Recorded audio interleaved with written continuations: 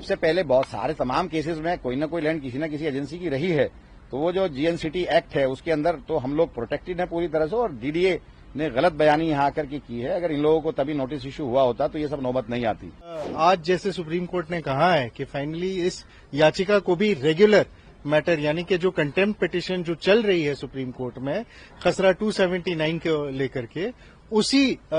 Matter के अंदर इसे सुनवाई होगी इसकी। सुप्रीम कोर्ट से आज हमें ये राहत मिली है कि ये जो रेगुलर बेंच है उसमें जुलाई फर्स्ट वीक में जब भी कोर्ट खुलेगा तो उसके अंदर ये सुना जाएगा, और तब तक जो भी लोग हैं जिन लोगों पर ये खतरा मंडरा रहा था उनको कहा गया कि वो पीएम उदय में या जो भी वो रिलीफ ले सकते हैं वो ले लें, और अपनी एप्लीकेशन जिस तरह से पीएम उदय में और दूसरे लोग उसमें कवर हो रहे हैं उस तरह से इन लोगों को भी अपना इंडिविजुअल एप्लीकेशंस देनी है, और उसमें हम लोग भी अपनी तरफ से पूरा देंगे। क्योंकि ये जो एरिया है, देखिए 2014 का जो प्रोटेक्टेड लैंड जो 2014 का पार्लियामेंट ने प्रोटेक्ट किया है वो उसमें आता है, अनऑथराइज रेगुलाइज का पार्ट है, और बाकायदा ये पिक एंड चूज वाला डीडीए ने अपनाया है जो कि गलत है। क्योंकि मैं वहां विधायक हूं और मैं जानता हूं कि ये मेरा पूरा इलाका 40 साल से ज्यादा इसको बने हुए, और 2014 में तो पार्लियामेंट से प्रोटेक्ट किया कि जो भी कॉलोनीज बन गई हैं और अनऑथराइज रेगुलाइज हैं और उसके अंदर जो भी कंस्ट्रक्शन है उस तक को प्रोटेक्ट किया। कॉलोनी तो पहले से प्रोटेक्टेड है, तो ये गलत तरीके से ये पिक एंड चूज वाला रास्ता इख्तियार किया है डीडीए ने, और डीडीए ने गलत रिपोर्टिंग की है। तो उसी चीजों को देखते हुए हम यहाँ सारे फैक्ट लेकर के आए थे। इसमें 3 चीजें हैं, एक तो पीएम उदय वाला है, पीएम उदय वाले में हम कवर्ड होते हैं, दूसरा अनऑथराइज रेगुलाइज का पार्ट है, कुछ एरिया तो ऐसा है जो 75 में अनऑथराइज रेगुलाइज हुआ है, कुछ एरिया उसके बाद अनऑथराइज रेगुलाइज हुआ है, और ये तो बटला हाउस का मेन एरिया उसके पीछे तक का सारा जो है वो अनऑथराइज रेगुलाइज का पार्ट है, और तीसरा जो 2014 में पार्लियामेंट ने जो प्रोटेक्ट किया है कि 2014 तक जो भी कंस्ट्रक्शन हो गया जो भी कॉलोनीज हैं वो उनको तोड़ा नहीं जाएगा, तो उसमें भी हम कवर्ड होते हैं। तो गलत कर रहा है डीडीए, और उसके लिए हम लोग आए हैं, और हमें पूरी इसको जुलाई में सुना जाएगा जो रेगुलर बेंच सुनेगी, और उसमें हमें पूरी राहत मिलेगी। हमारे भाई के एमएलए हैं, ये बताइए कितनी बड़ी दिक्कतें वहाँ लोगों के सामने आ रही, कितने लोग इफेक्टेड? देखिए, आशियाना बड़ी मुश्किल से लोग बनाते हैं,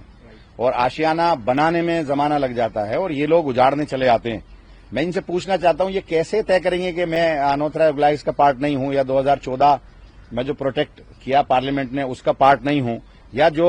पीएम उदय है उसका पार्ट नहीं हूं। ऐसा तो हो नहीं सकता कि एक मकान पीएम उदय में आता है, एक मकान सेव होता है, 4 मकान नहीं होते, फिर 4 मकान सेव होते हैं, एक नहीं होता। ऐसे तो हो नहीं सकता। अगर इनकी कोई लैंड है तो वहां पर अनऑथराइज रेगुलाइज अगर कॉलोनी बन गई है, मैं मानता हूं वो डीडीए की लैंड है, अगर डीडीए की लैंड में भी अनऑथराइज कॉलोनी बन गई है तो वो भी प्रोटेक्ट है।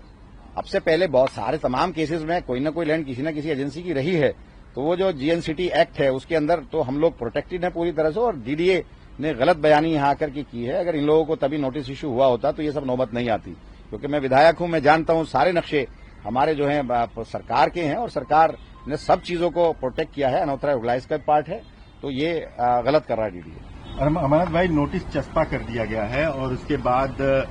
जून तक का समय है, तो क्या आप लोग अभी डीडीए के पास जाएंगे, एप्लीकेशन देंगे? डीडीए को अब खुद जब हम लोग सब जुडिश है तो डीडीए को तो अब वेट करना पड़ेगा। जब मैटर सब जुडिश है और सुप्रीम कोर्ट के अंदर है, सुप्रीम कोर्ट ने रेगुलर बेंच को सुनने के लिए डेट फिक्स किया है, तो डीडीए का क्या मतलब है? बाकी हम जो चीजें हैं जो पीएम उदय में अपना एप्लीकेशन देनी है, जो रिप्रेजेंटेशन हमें देना है वो हम देंगे। मेन इशू यही रहा है कि जिन लोगों को नोटिस मिली है खसरा नंबर 279 के अंदर, ये खुद पार्टी नहीं थे इस कंटेम्प्ट प्रोसीडिंग्स में,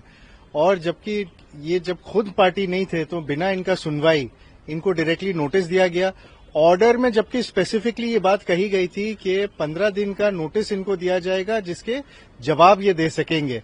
बल्कि उसके जगह नोटिस सीधी इस बात पे आ गई कि आप ये जगह को खाली करें। तो ये 2 मेन पॉइंट्स पर हम लोग ने सुप्रीम कोर्ट में याचिका दर्ज की थी, और आज जैसे सुप्रीम कोर्ट ने कहा है कि फाइनली इस याचिका को भी रेगुलर मैटर यानी कि जो कंटेम्प्ट पिटीशन जो चल रही है सुप्रीम कोर्ट में खसरा 279 को लेकर के, उसी मैटर के अंदर इसे सुनवाई होगी इसकी।